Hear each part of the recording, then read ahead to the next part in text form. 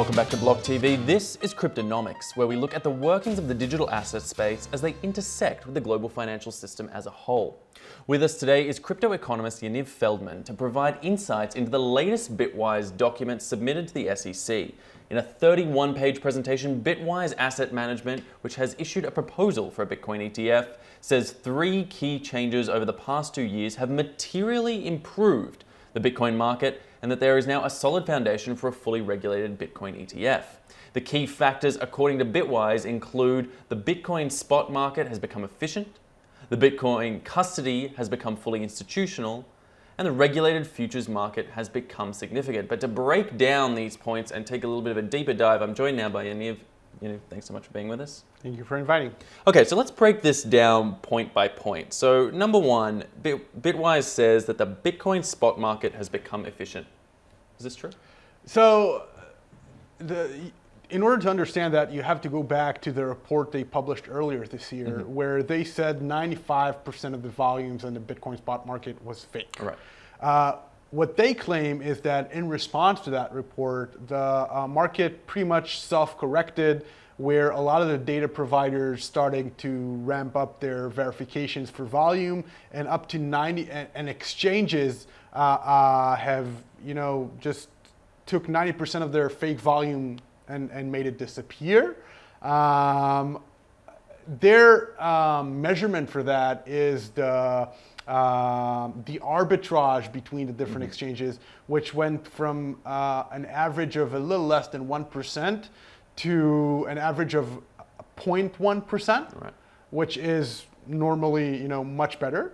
On the other hand, from my understanding of the market and from the data that we see today at CoinMarketCap, you can see that the volumes are not that different from where they were when the last report was published. I do agree that ever since they published their last report, the understanding of true volume or real volume has been much greater. And to that expense, when you look at what they call the real 10, the exchanges that are regulated and have like close to 100% real volume, they are rather accurate with rather small arbitrage opportunities, which do prove efficient. But to say that this situation is different now than it was 6 months ago, I don't know. I mean, and it's interesting as well to say that there's been such a correction, over 90% correction in such a small time. Also, I mean, any big swings in any direction also must be seen by regulators as a sign of instability still. I mean, surely there has to be a proving period, just because even if Bitwise claims are true, there needs to be a fidelity period put in. First off, yeah, definitely. Second, the thing is that the exchanges that were unregulated back then are still unregulated. So even if they change something, supposedly what's the interesting claim for Bitwise is that they stopped noticing the irregularities in the trading patterns that they looked to validate the fake volume in the previous report. One could say that the fake volume stopped. Another can say, we understand how you guys do the testing, and we just changed our methods to not show those specific patterns anymore. So you can't really know whether or not these things changed. From the data that I see today, I don't see a big difference. All right, it seems that there's still a bit of a way to go on that point. So let's turn now to point number 2 they make, saying Bitcoin custody has become fully institutional. Does this claim hold up to Salt a little bit better? I do think that in the last 6 months, we have seen some progress in this space.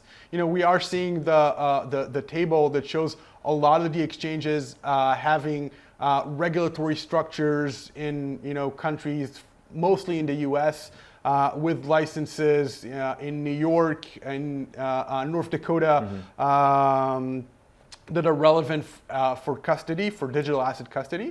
I don't think that the amount of progress we have seen specifically in the last 6 months was that big, but the space is making progress. We are seeing, institutional bodies like Northern Trust, like Baggett with ICE, that are going into the space, and not just companies like BitGo that are going through the regulatory process.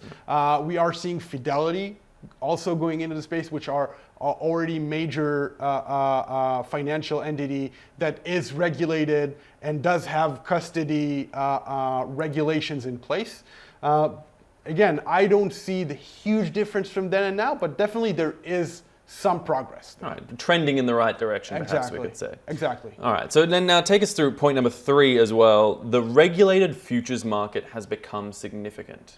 So yeah, since the announcement of the CBOE closing their futures market, the CME has been ramping up volumes, accumulating new high records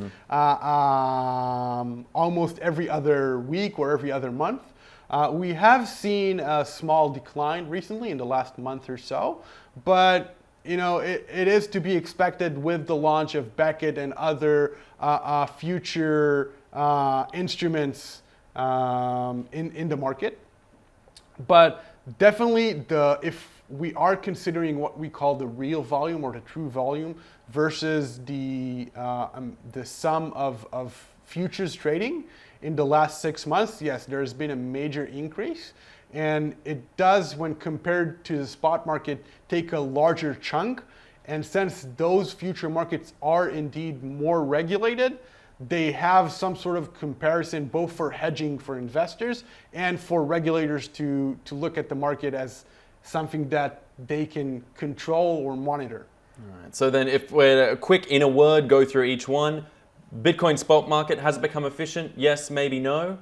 Not more than it was 6 months ago. Okay. Bitcoin custody has become fully institutional? A little better. All right, so maybe in the mid-ground market. Yeah. And regulated futures market, has it become significant? Yeah. It has become much more significant than it was 6 months ago. Still not, if you compare it to other commodities or other types of instruments, still not enough, but yeah, much better than 6 months ago. So a no, a maybe, and a yes, all with some caveats and some nuances. So they're making some points, but clearly there's more to the story. And so I guess it's a good time now to say that it remains to be seen whether the Bitwise report does anything to move the ball forward when it comes to approval for their ETF. But if the latest comments on the digital asset space by SEC Chairman Jay Clayton are anything to go by, chances look slim. And I quote from Clayton himself, "If investors think there is the same rigor around that price discovery as there is on the Nasdaq or New York Stock Exchange, they're sorely mistaken." Clayton said at a conference on Thursday, "We have to get to a place where we can be confident that trading is better regulated." Not that much to go on there, but we're sure to hear more about where Clayton and the rest of the SEC think about the matter as they are scheduled to witness before Congress on Tuesday at a meeting of the House Financial Services Committee chaired by Representative Maxine Waters. Now, Clayton has made a few comments recently regarding the ETF situation, regarding Bitcoin as a whole, previously on CNBC, and now these latest comments about to head before Congress. Do you think we're going to hear anything significant? So, there were two significant announcements last week. One was the Bitwise presentation. The other was their counterpart, the Van Eck and Solidex guys that actually pulled out their ETF offering. And the interesting thing is when you do submit an ETF and you come to the phase where it's pretty much a do or die kind of phase, which was due next month, there are two options for you. One is to wait and see if it gets approved, which probably it won't, or you can pull out and resubmit like they did back in January when the government was in shutdown, which is what they chose to do. Bitwise chose the opposite. What they did showed that they believe that the environment, the regulatory environment, and the approach by the SEC is still not there yet.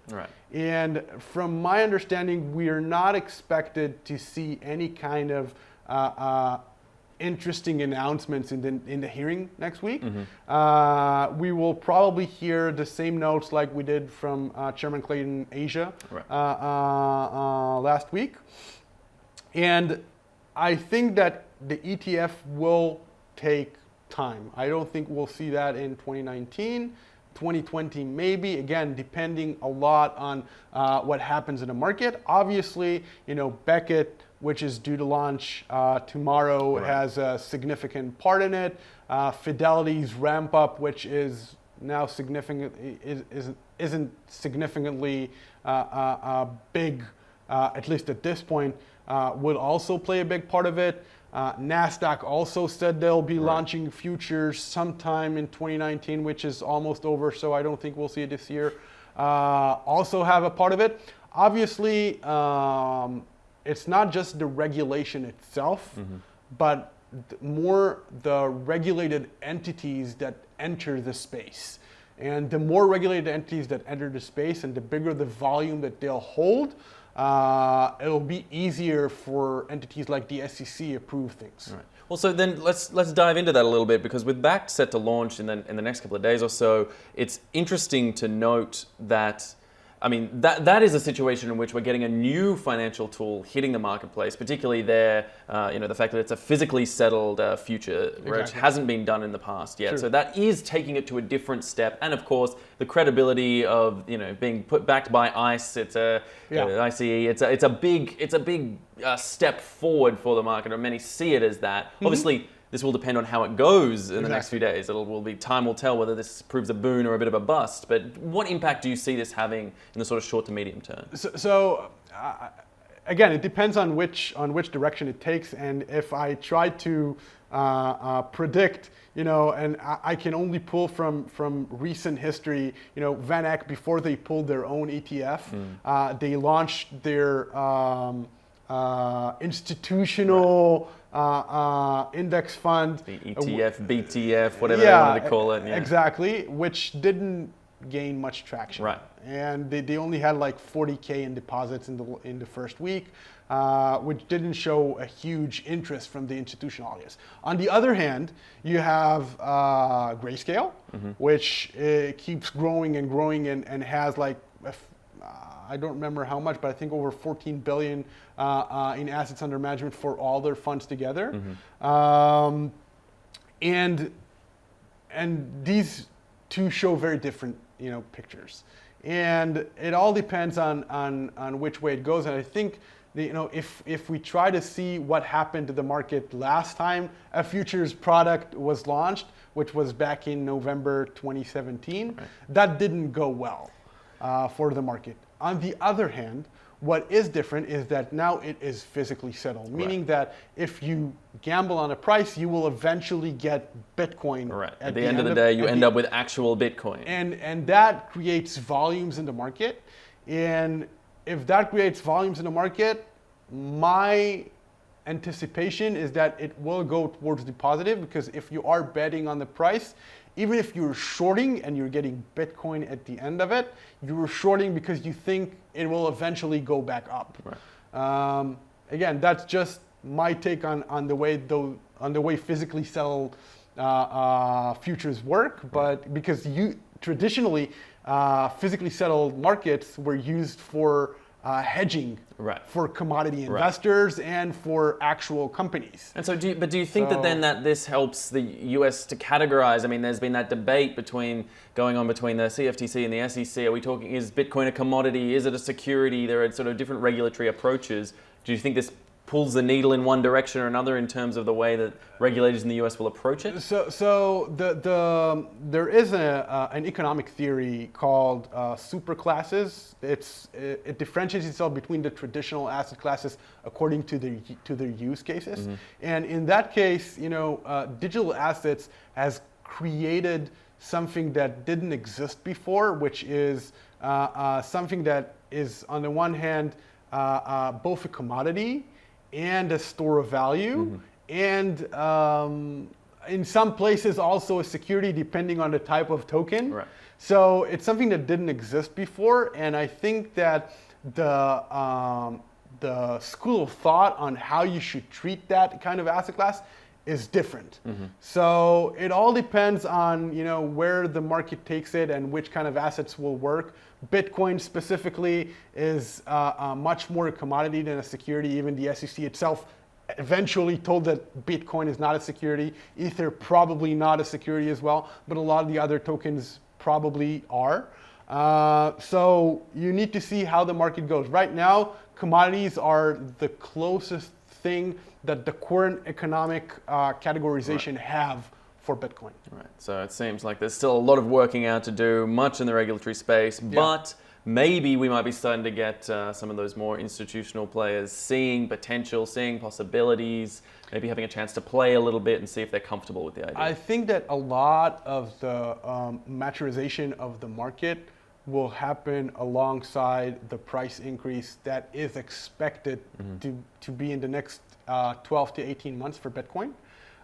Due to the halving, due to all the global macroeconomic factors and everything in between. I think that the more the price of Bitcoin will go up, maturization would be a process that the industry will just not be able to avoid, because otherwise, it will just go into chaos. And the only way for the market to sustain the price growth, which is, again, expected, no one knows if it will eventually happen or not, but that's what most people expect right now.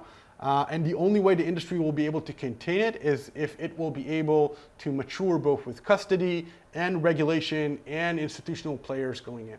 We'll certainly have to watch and see if that does eventuate and how that price growth or potential price growth can affect the market. It's a chicken and egg. It certainly is. Yaniv Feldman, I want to thank you so much for joining us today and helping to break down these heavy, heady topics so critical to the market, so important to see the development. And in the meantime, stay with us at blocktv.com for all the latest in news, information, and the best of analysis. I'm Asher Westrop Evans. Thanks for watching.